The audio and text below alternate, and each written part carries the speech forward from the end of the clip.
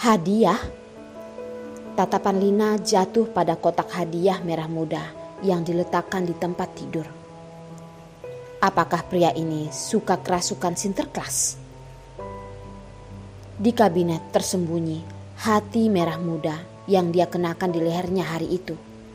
Dia tidak berani menyentuhnya dan dia takut merusaknya. Louis mengerutkan kening tidak puas dan berkata, "Mengapa kamu tidak membuka hadiah itu?" Dia masih menunggu untuk melihat ekspresi terkejutnya. Lina menganggukkan kepala dan kemudian dengan cepat membuka ikatan pita kotak kado merah muda itu, memperlihatkan sekotak kecil hewan kecil yang diukir dari berbagai jenis permata. Hewan kecil hanya seukuran 2 jari, tetapi itu adalah kotak lucu. Louis melihat wajah wanita itu yang kusam, batuk ringan, jari menusuk wajahnya. Tetapi kelopak matanya dengan hati-hati mengamati ekspresi halus di wajahnya. "Bagaimana? Apakah kamu suka?" Lina merasa bahwa benda-benda kecil yang diukir menjadi tupai kecil ini sangatlah imut. Tetapi benda-benda ini terlalu mahal dan bukan miliknya. Lina pun menganggukkan kepala dan berkata, "Ya, suka." "Kamu menyukainya?" "Baguslah." Lina dengan hati-hati bertanya,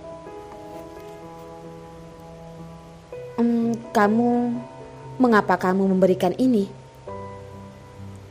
Sudut mulut Louis menguraikan pesona jahat dan jarinya membangkitkan dagu Lina. Dia berkata kepada Lina, "Apakah kamu tidak melihatnya? Aku sedang membuatmu senang." Lina malu. Pria ini benar-benar menggodanya sepanjang waktu. Pikiran Lina kemudian memikirkan tugas yang telah diberikan Lintang padanya. Lintang ingin mengetahui rencana perjalanan Louis, sehingga dia dapat menciptakan peluang untuk bertemu. Hati Lina berantakan.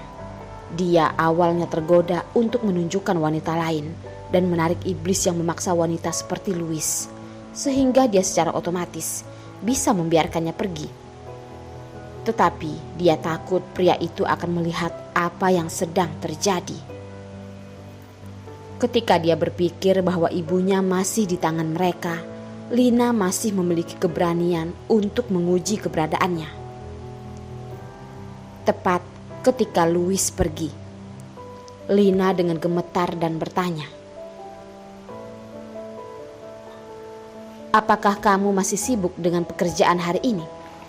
Apakah kamu tidak perlu beristirahat?" Mata Louis berbinar. "Apakah kamu peduli padaku?" Aku pikir kamu terlalu sangat sibuk.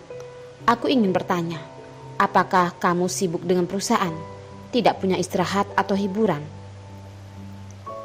Lina menghangatkan detak jantungnya lebih cepat dan lebih cepat, tetapi masih harus terus bertanya.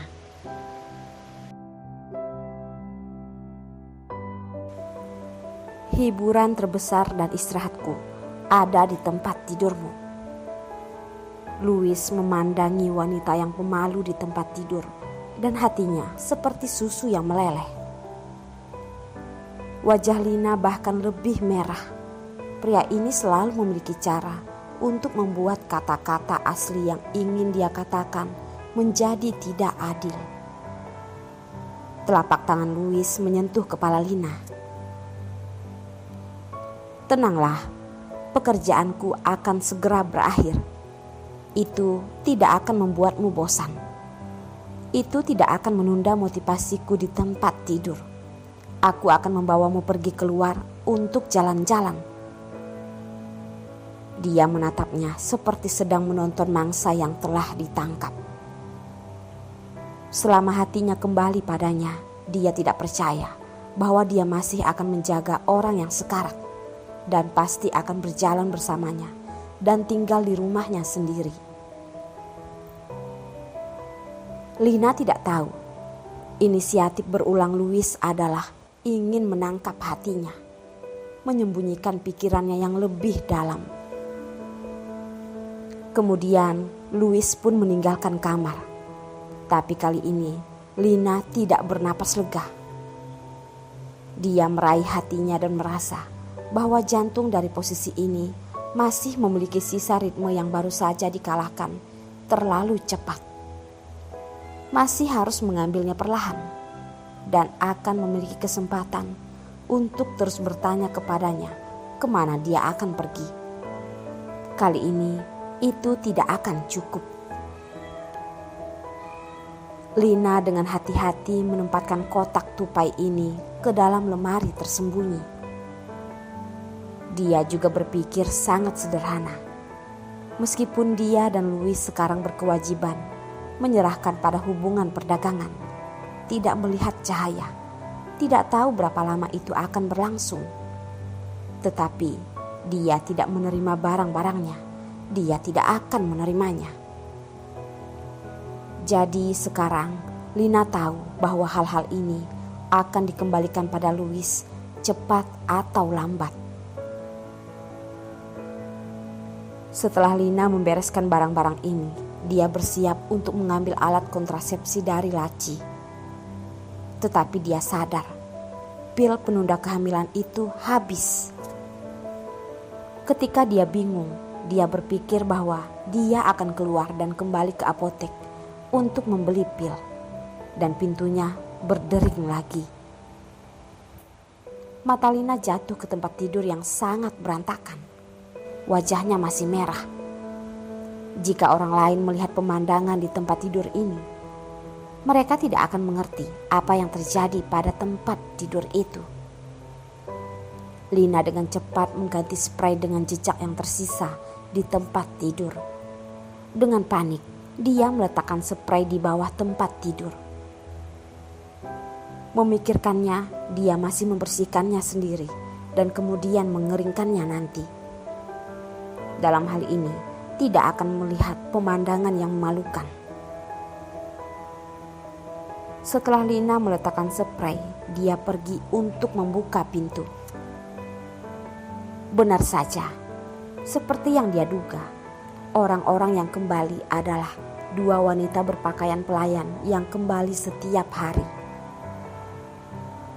Mereka menyapa Lina dengan penuh hormat dan kemudian mulai melakukan sesuatu dengan serius, membantu Lina menghangatkan ruangan itu.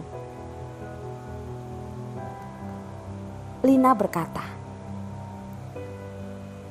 "Spray itu aku bisa mencucinya sendiri. Itu akan dimasukkan dengan benar." Kedua orang itu saling memandang dan mata mereka jernih. Mereka dengan hormat berkata, "Nona, Anda tidak perlu mencucinya sendiri. Spray dapat digunakan sebagai spray sekali pakai. Anda dapat membuangnya dalam satu malam. Kita bisa mengambil yang baru." Lina wajahnya lebih merah dan dia tahu bahwa kedua wanita itu adalah orang dari Louis. Bagaimana mungkin mereka tidak tahu hubungan antara dia dan Louis? Setelah dua pelayan mengatur ruangan, mereka mengambil lembaran tua dan meninggalkannya dengan hormat. Pada siang hari, Lina masih menyapa dua perawat di bangsal khusus, mengatakan bahwa dia akan kembali ke rumah ibunya. Ada sesuatu dalam keluarga dan keluarga juga akan tinggal di makan siang. Lina mengatakan ini untuk berurusan dengan perintah pria sombong untuk membiarkannya makan di kamar setiap kali makan siang. Jika ini tidak terjadi, jika Louis tahu bahwa dia tidak akan benar-benar makan makanan siang untuk menghemat waktu, dia tidak akan membiarkannya keluar. Dan Lina tidak ingin membiarkan orang lain tahu apa yang sebenarnya ingin dia lakukan. Di apotek, Lina berdiri di depan konter, menundukkan kepalanya, dan beberapa apoteker yang bersalah berkata, Aku ingin sekotak kontrasepsi. Apoteker di apotik sudah berganti orang. Bukan lagi gadis muda, tetapi seorang lelaki tua berambut putih. Orang lain meliriknya dengan kacamata, terutama memandangi perutnya.